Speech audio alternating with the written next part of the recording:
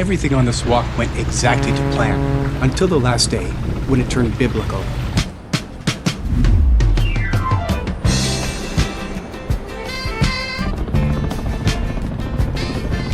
I'm retracing the path Neil King walked and wrote about in American Ramble.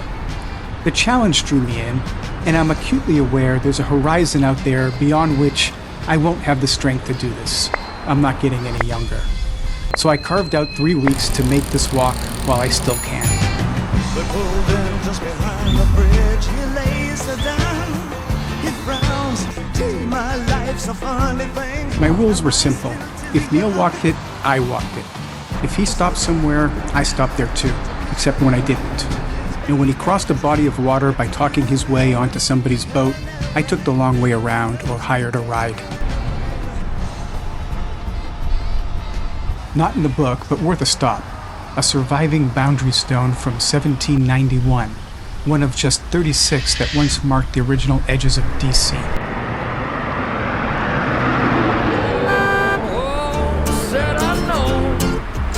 I used to walk down the very same road, and if I could, I'd give you some advice.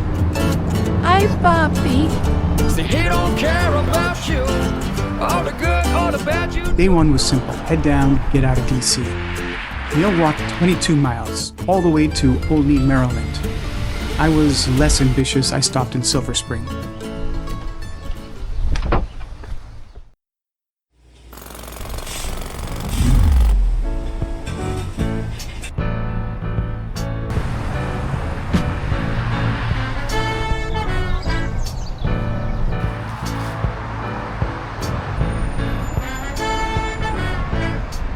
If you've read the book, you might recognize some of these spots. I'm marking key locations along the way.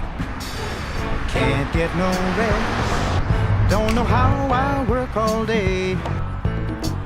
When will I learn? Memories get in the way.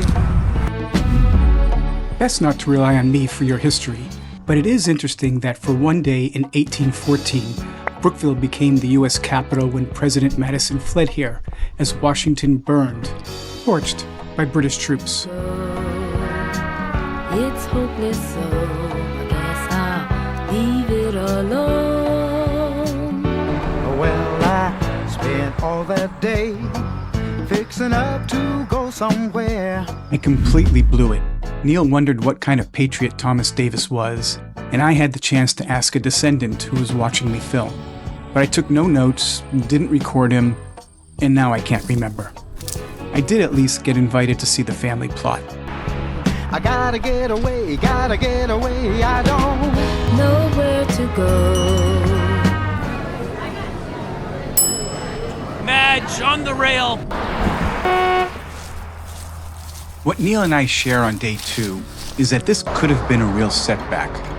I studied the map and spotted the same unwalkable bend in the road that he wrote about.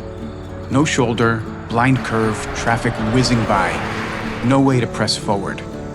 However, on Google Maps, I saw a side road that looked to me like an obvious detour. I'll admit, I was a little smug thinking, how could Neil miss it? And then I saw this, and my smugness evaporated instantly. My heart sank and I thought I'd have to turn back. But close to cars might still be open to walkers. Time and again, I'm reminded that the best parts of the journey are the ones only accessible by foot.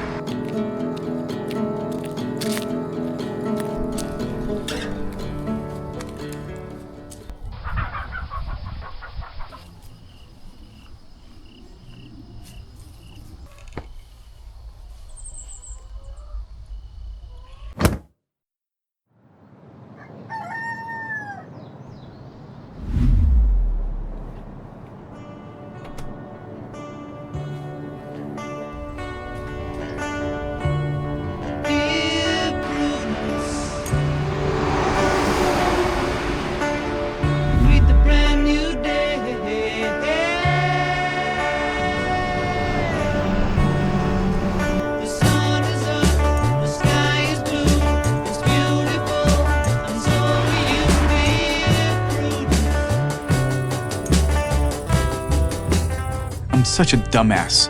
I took a right when I should have taken a left. adding 4 more miles to the day.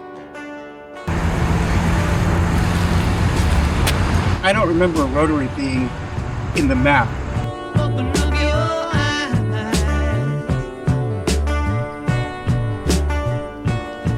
Dear Bruce.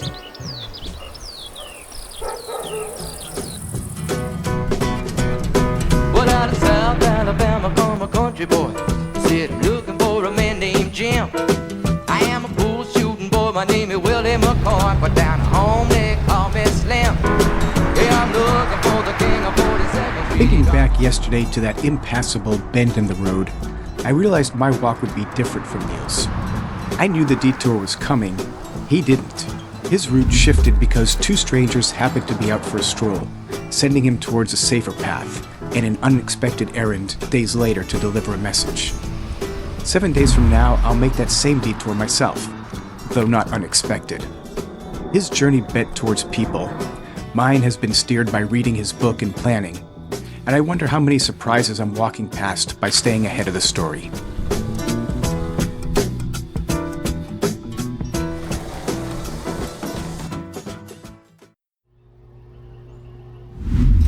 Part of what pulled me into this walk was how Neil prioritized visiting overlooked and lesser-known pieces of our history. For me, these choices made American Ramble stand out. In that spirit, I am skipping part of Neil's route and doing the same. I arranged a visit to Nike missile site BA-79. Robin Haynes, a volunteer docent, was willing to forfeit a Saturday morning and give me a private tour of the site. This was one of the best things I did on this trip. While it's best to experience in person, here's the short version. BA-79 was one of many Nike missile sites built to protect major cities from Soviet nuclear bombers. It opened in 1956 with the Ajax system and soon upgraded to the longer-range, nuclear-armed Hercules missiles. The site and the entire program was shut down in 1974. You maniacs! You blew it up! Oh, damn you!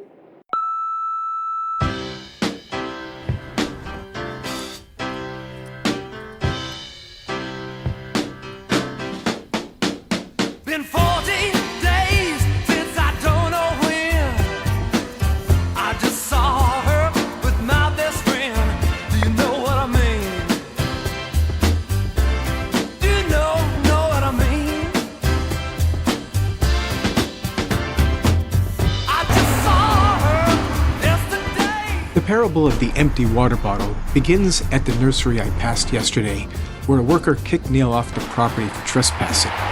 It ends in an upscale neighborhood, where a young man warned him neighbors get suspicious of strangers, never offering to fill his bottle.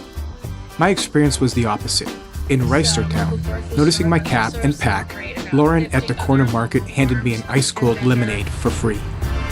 Do you know what I mean? So I asked her if she still cared. She didn't hear me. She just said, do you know what I mean? Lord, do you know what I mean? And then she said, Lee, you haven't loved me for nearly 4 years. You haven't noticed that I held back my tears.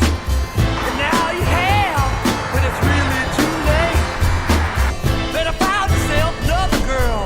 Better find another girl. Better find her another place. She just left me yesterday. With no accommodations in Hampstead, I stopped at a McDonald's and hired a ride to Owings Mill for the night. Oh, do you know what I mean?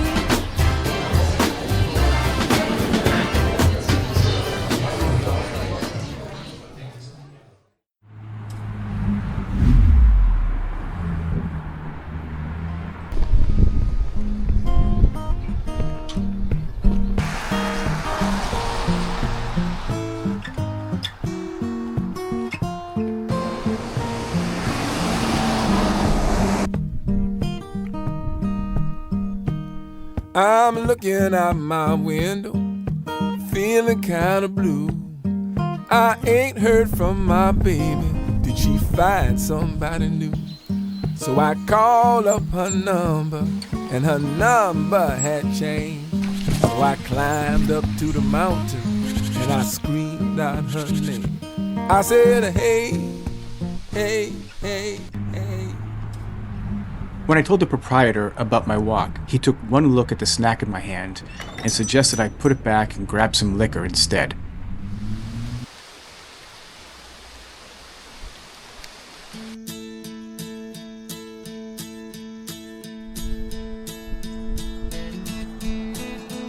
Neil made his way to a spot known as Young Man's Fancy. The true origin of the name is unclear, though maybe when a young man's fancy turns to thoughts of love, owning land here might once have improved his prospects. I can see why you think you belong to me. I never tried to make you think or let you see one thing for yourself. I was excited to cross into Pennsylvania over the Mason-Dixon line. Before setting out on this journey, I only had a vague idea of what this border meant. North from south, freedom from slavery. Reading American Ramble filled in some of those missing gaps. When I got there were no markers, no welcome signs, just a faded yellow line dividing the two states. I think I could stay with you for a while, maybe longer if I do. The abandoned farm straddles the Mason-Dixon line. 2 red barns in Maryland, the stone house in Pennsylvania. Before setting out, I spent a lot of time trying to track it down. I kind of thought I knew where it was, but couldn't know for sure until I was actually standing there and saw it for myself. And how cool is it that the farm lives in 2 states? I can never see what's right and what is wrong. It'll take too long to see. Amy, what you wanna do? Well, my luck finally ran out today. The rain that has been threatening for days finally catches up. I'm heading out early to try to keep as much distance as possible, though that turns out to be futile. Also, I have an appointment in York I don't want to miss. Doctor, my eyes have seen the years and the slow parade of fears without crying. Now I want to understand. Hi, Bobby. I have done all that I could to see the evil and the good without hiding. You must help me if you can. Doctor, my eyes, tell me what is wrong, 'cause I'm wise. Lincoln came through the station twice, once to meet the governor and other dignitaries on his way to Gettysburg, and again 17 months later when his funeral train passed. What I'm finding on this walk is a certain satisfaction in following the book, doing the research, planning, mapping, and then finally getting to your spot. Ahead of schedule, I stepped out of the rain for a moment to take it all in, then on to York for a cup of coffee with the mayor.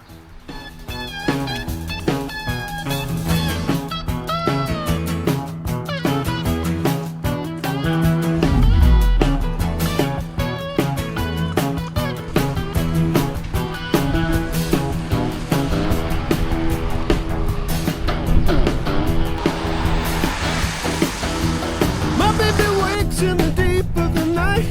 She doesn't need it, but she says it's alright. My baby takes it just from rolling away. My baby gives it up every day.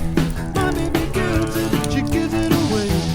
My baby gives it up every day. My baby, she just gives it away.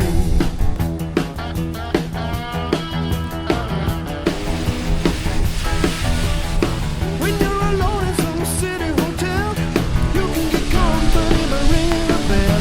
The mayor set aside a few hours to meet me for coffee and talk about his role in American Ramble. We ended up covering a range of topics, and since his meeting with Neil took place at his 18th century home, Michael invited me to see it for myself.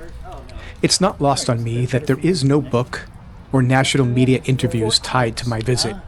I'm just a guy with a cheap camera. so I was a little surprised when Michael asked if I wanted to grab a beer at First Capital Dispensing, where Monday nights are snack club and live music. Ian on fiddle, Ron on guitar. Early in the book, Neil writes about sudden moments of pure joy being on the road. I finally had mine when Ian and Ron launched into Baby One More Time.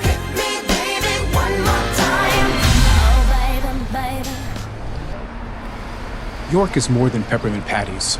I had the best time last night. Good music, a Lindgren in hand, and a small circle of what felt like snack night regulars. This morning I'm heading to the Susquehanna River, but first, a stop at this historic African-American cemetery. I wish the book had delved into the stories of some of the people buried here. Neil's visit focused on the uncovering and restoration of long-hidden graves.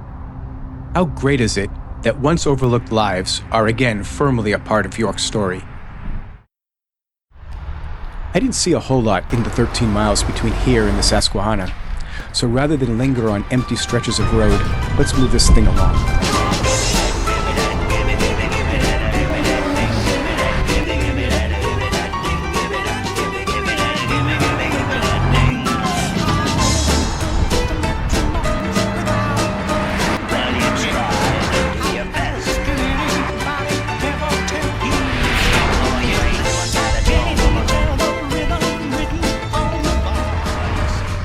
The Susquehanna is the 5th oldest river in the world, 10 times older than the Nile. The book goes into detail about the ancient petroglyphs carved into the rocks. Neil sees rivers and streams with a kind of reverence. There's more to it than that, which makes sense later in the story. I planned a cup of coffee to end my day before getting a ride to the hotel, and of course I neglected to look up the time it closes. The view from the bridge today was almost as breathtaking as tomorrow's sunrise over the river. I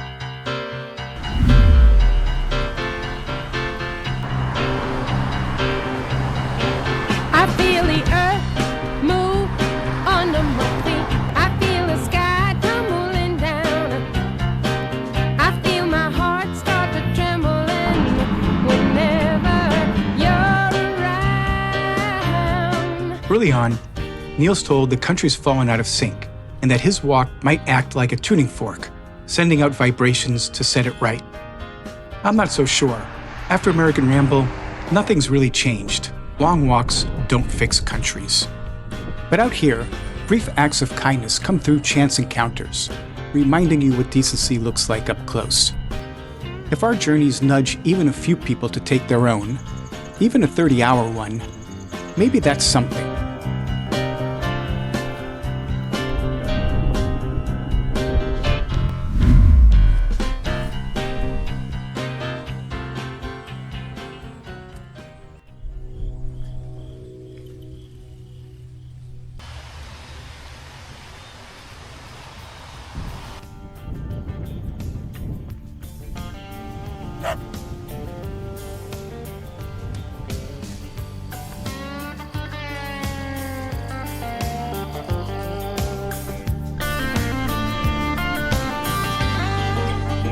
If we can't get along, we ought to be apart.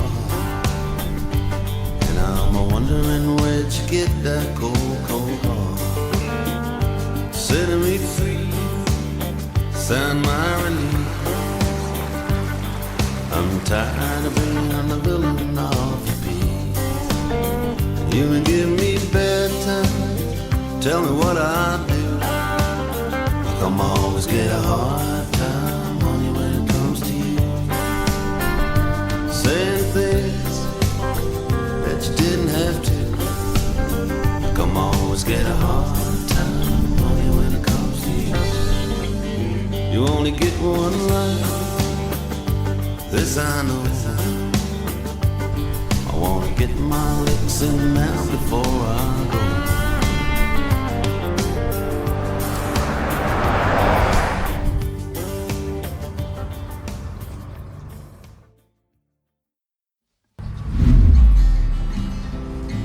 After 8 consecutive days of walking 17 plus miles, today's short stretch is a welcome reprieve. I'm finding that walking with a pack and camera attracts attention. Today, that earns me 2 new friends. I'd bought my ticket months ahead, but when I showed up just an hour late, they told me the tour was gone and the rest of the day was sold out. You might be surprised how devastated I wasn't.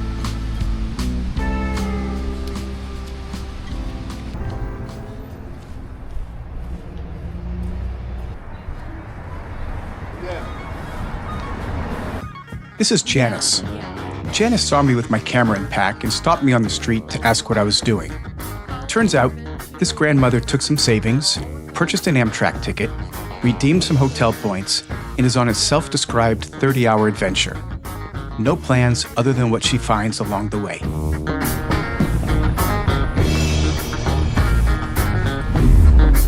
Today's highlight is visiting the home of Thaddeus Stevens, a radical Republican back when that meant fighting for the freedom and full citizenship of Black Americans. Then off to Stevens' burial site, where I met Andre, who took a break from restoring a grave and came over to introduce himself. Andre was kind enough to provide a short history of Thaddeus Stevens. It's hard to think of anyone today with the same courage and moral clarity that Stevens had.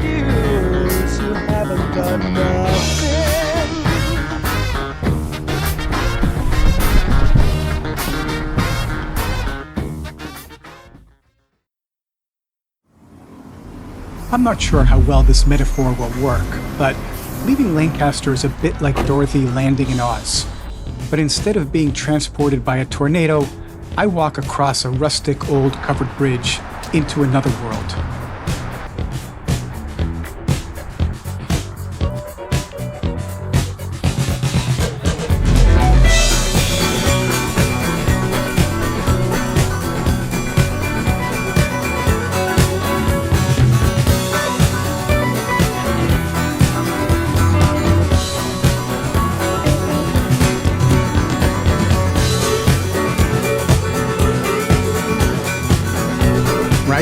We're not in Kansas anymore.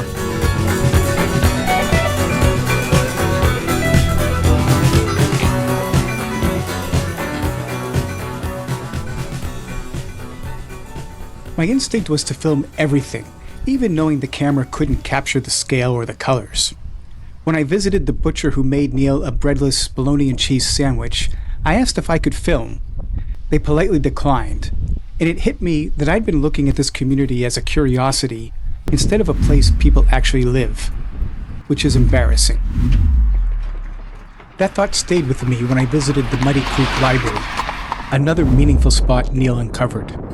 Its shelves hold rare records of the Anabaptists who fled Europe for America, looking for freedom to live their faith without fear.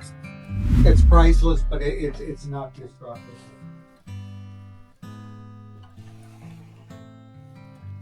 And Dorp's descendant is a Dutch way of saying Anabaptist.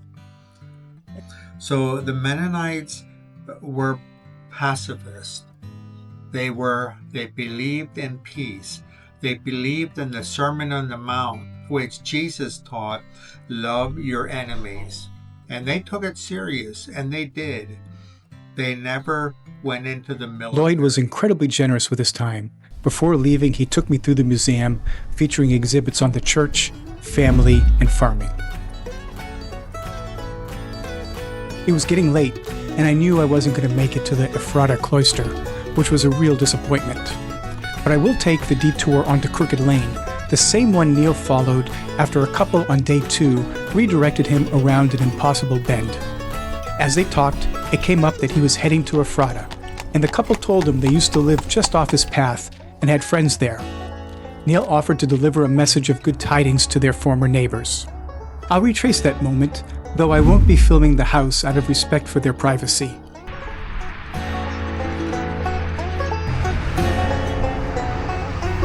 I'm gonna pop some tags, only got $20 in my pocket. I'm a hunting, looking for a come up. This is stinking awesome.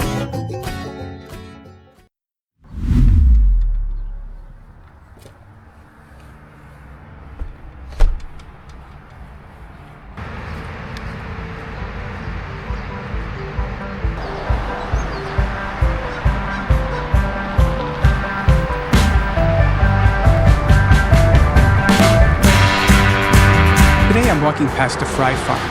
I tried arranging a visit months in advance, but never heard back. So my plan is to simply walk past and film myself from the road. The Fry family story reaches back to the 1730s, with 8 generations living continuously on the same farm. Once I arrived, Tony Fry spotted me, introduced himself, and without knowing I had reached out, showed me around and invited me to take a few pictures. Oh, just think of the time. Art and love so strange, said you never knew. While I try my best, hey, cover eyes. It's a common way to blame and hide the truth.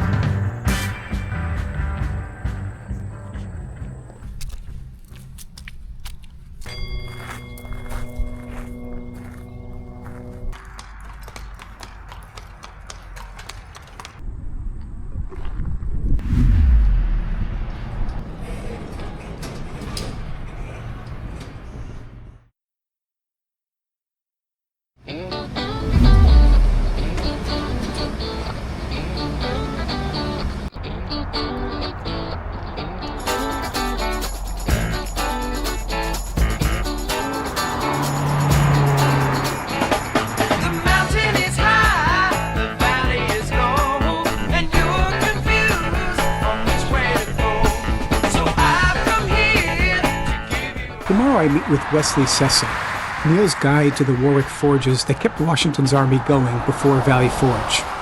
When I committed to walking American Ramble, he was the first person I emailed, and this was a day I'd been really looking forward to. We'd been planning this for 2 months. This morning I texted to see if he wanted to grab a quick drink tonight before tomorrow's tour. And oddly, I didn't hear back. Halfway through dinner, his son called to tell me that Wesley had passed the day before. He said his father had really been looking forward to showing me around, and he offered to take his place. But sadly, that never materialized. Yesterday's news was a reminder of how transient life is. And reading American Ramble, I came away thinking that Neil felt that way too. Several years prior, he was diagnosed and treated for cancer.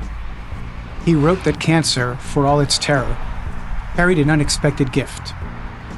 It sharpens one's focus on what matters, and for him, that meant a renewed pull towards rivers. I believe that experience cemented his decision to make this walk. Wesley's passing drives home the same point. Do the things that matter while you still have the chance. For me, it's being out here.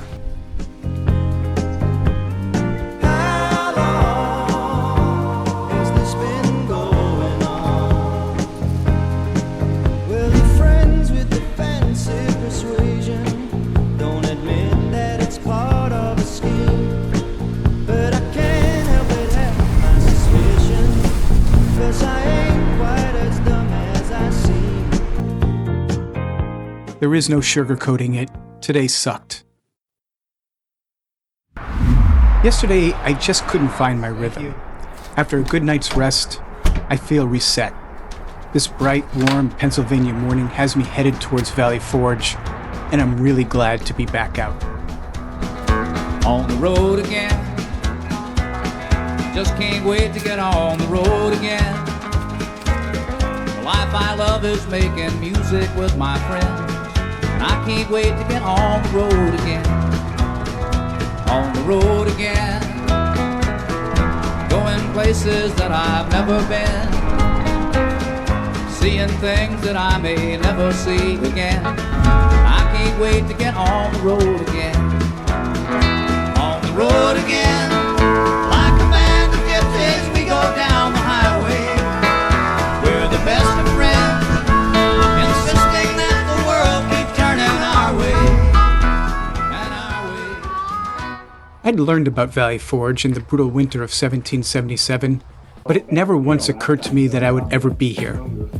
I missed your name. Aaron.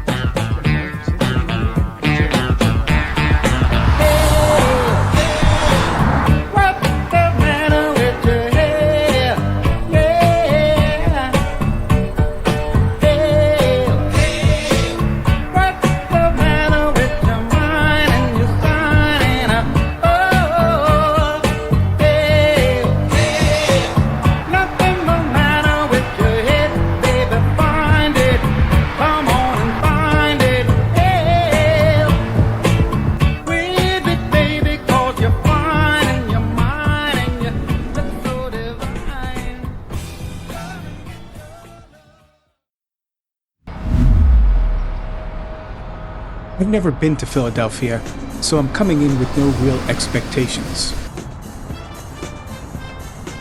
This trip has taken me through places I never would have found on my own. Back roads, towns, and odd little historic sites. Every now and then I catch myself walking straight into a scene from the book, and there's something really satisfying about watching his words come to life all around me.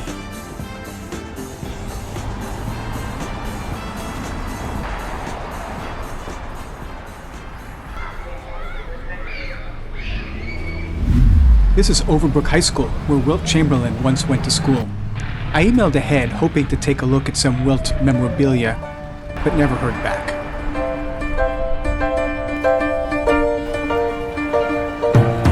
Hi, Boppy. Back when my hair was short, I was a White Sox sport. Wore pointed shoes and pig pants. Drank till my eyes were red. Hit Playboy neath my bed. Slicked my D for the dance. This is another example of the obscure historic sites Neil visits to help tell the nation's story. Al Capone once served time here, and Willie Sutton famously escaped from its walls. Walking through it feels unreal, like stepping into a Hollywood prison set. Decrepit, echoing, and instantly oppressive. You understand the isolation and the desperation this place was built to create.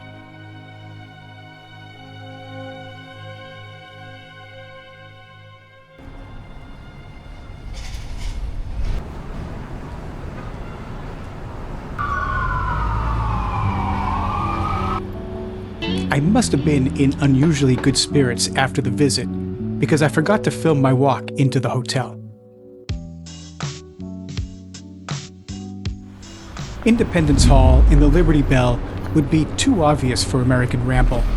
Instead, today's stops are two caves, one to a mystic, the other to a Quaker abolitionist. Never thought about tomorrow. Seemed like a long time ago. How could I be so blind, baby? Not to see you are the one. I let you slip on from me, honey. I let you walk on by. I refuse the love you had for me. I refuse the love and let it die. I must have got lost. I must have got lost. I must have got lost somewhere down the line. I must have got lost. I must have got lost. Give away the days you mine. In 1694, this German mystic withdrew to the woods, living in a cave devoted to prayer and study, an early example of the faith that runs through American life. I went looking for Benjamin Lay's cave, the one Neil couldn't find, but getting to it means navigating a steep ravine and trespassing, so I abandoned that idea almost immediately. Well, if you want to sing out, sing out. And if you want to be free, be free. 'Cause there's a million things to be, you know that there are. Taking a cue from Neil's gastrointestinal adventure, I'm limiting myself to just a milkshake. And if you want to live low, live low. 'Cause there's a million ways to go, you know that there are.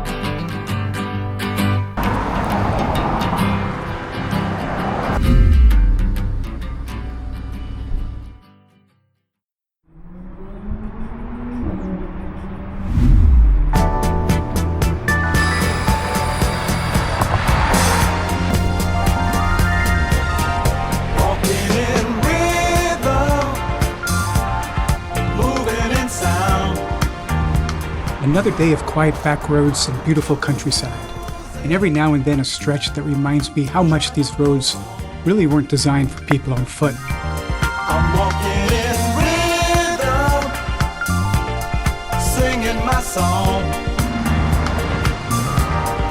thinking about my baby, trying to get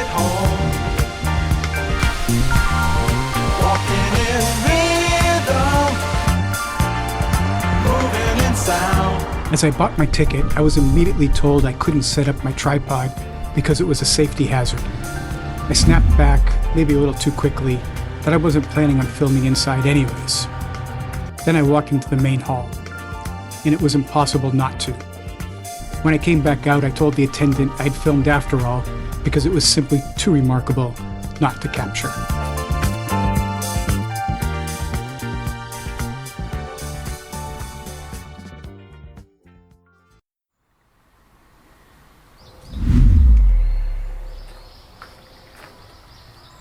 Today is the longest stretch of the trip, and with the filming, it'll come in just shy of 26 miles.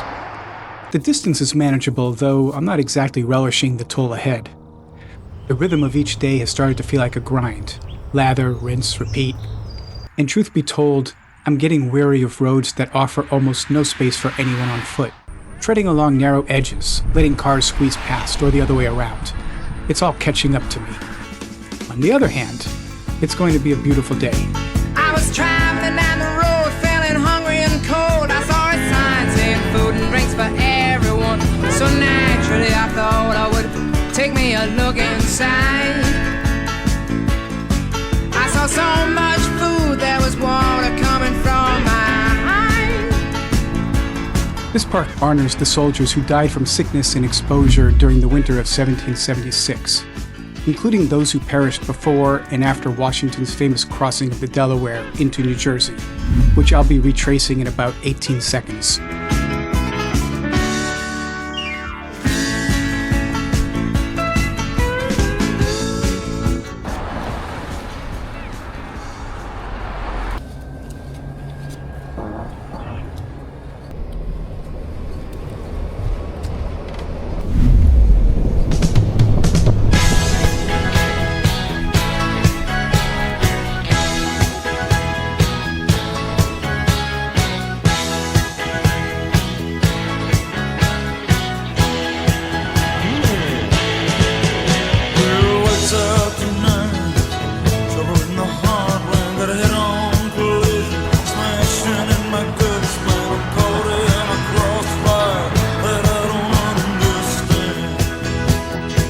Every Airbnb host has cared for me in ways that hotels just don't. They are simply more attentive, more caring. Tonight, I'm staying with Carol. Let me tell you about Carol. Carol messaged me a few days earlier, offering to cook me dinner. After a painful 26-mile day, I sat in her kitchen for my first home-cooked meal in weeks. We talked for a while before I finally excused myself and headed to bed, only to come back out for a second helping of cheesecake.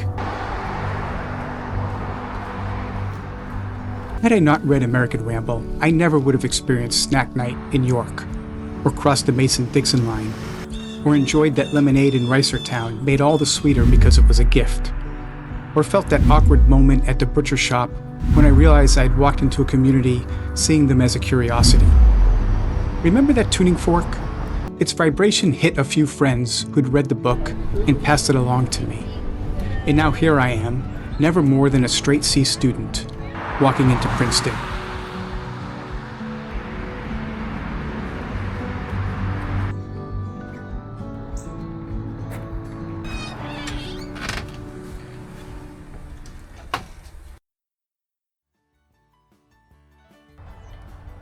Neil writes about the pull of a destination. Like gravity, it grows stronger the closer you get. And I'm starting to feel that too. It's as if the Ramble in Central Park is a magnet that keeps dialing itself up. Not quite yet to 11.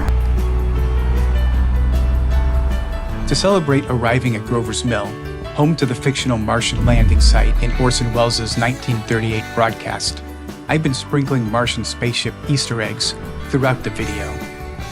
I'll be honest, this close to Halloween, I expected, but didn't see, some hint or nod of its historic place in our Halloween culture. I'm gonna be leaving at break of dawn.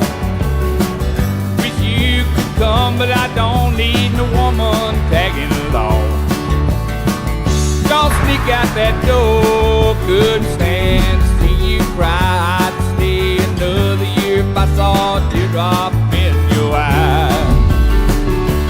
Seeing my camera, the postal clerk suggested I film the historic New Deal public arts mural depicting a local Revolutionary War scene. About 10 minutes down the road, I realized I had left the camera perched on the kiosk.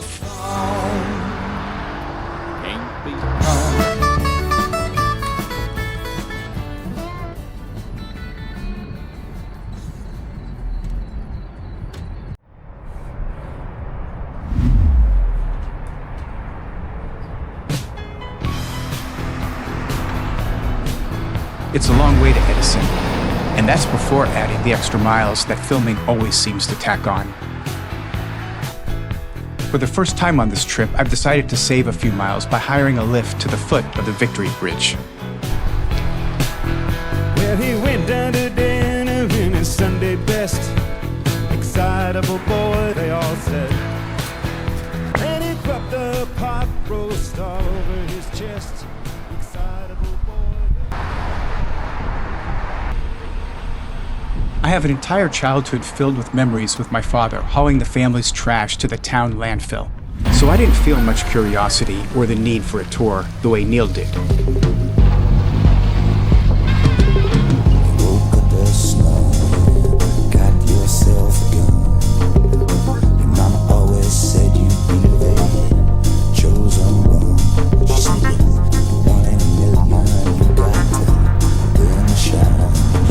Top of the bridge, I saw a skyline off to the right. It could have been New York City, maybe.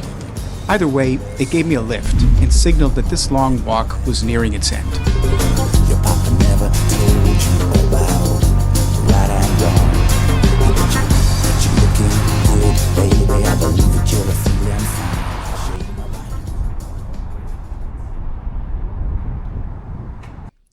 Thursday, there's supposed to be some severe weather. If it was just rain, I'd still hate it. But it's going to be rain and wind, and it's going to be all day, and seems like a shitty-ass way to finish this long walk. We'll see. Things always seem to work out.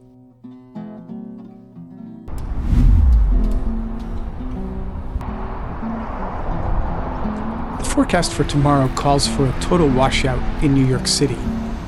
This morning I made the call to combine the last 2 days and end the trip a day early. Plan now is to take a lift to Staten Island, walk to the ferry, and finish the journey at the Ramble in Central Park.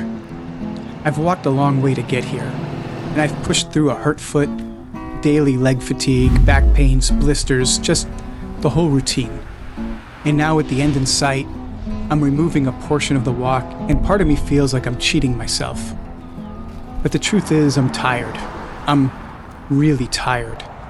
These last 5 days of the same grind, pack, walk, unpack, repeat, have really worn me down. I've felt a kind of connection with Neil throughout this walk. We both love long days on back roads, winding through small towns and quiet countryside. And maybe I'm projecting, but I think walking reminded us both of what actually matters and what doesn't. Like Neil, I also battled cancer. And like him, I got an unexpected gift from that ordeal. A wake-up call to be present and to prioritize the people in my life. I think if I had reached out to Neil, he might have joined me for part of the walk, or at least been a source of encouragement. But Neil died from complications of esophageal cancer about a year before I set out.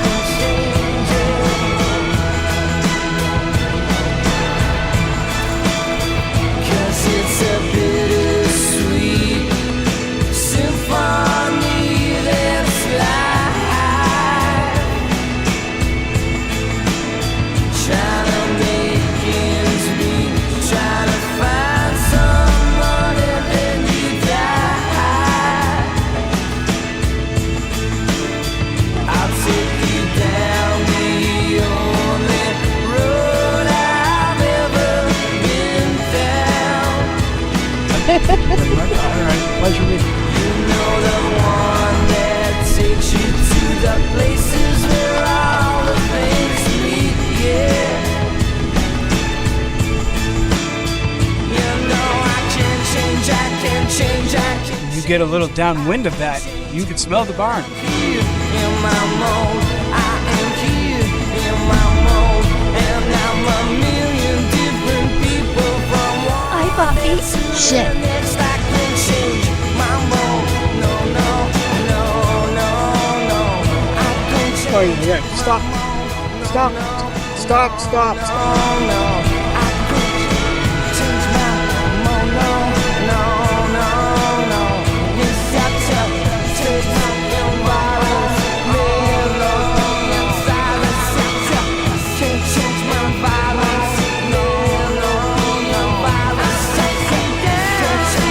Floodwaters surged outside. This was Fifth Avenue in Bay Ridge on Thursday afternoon.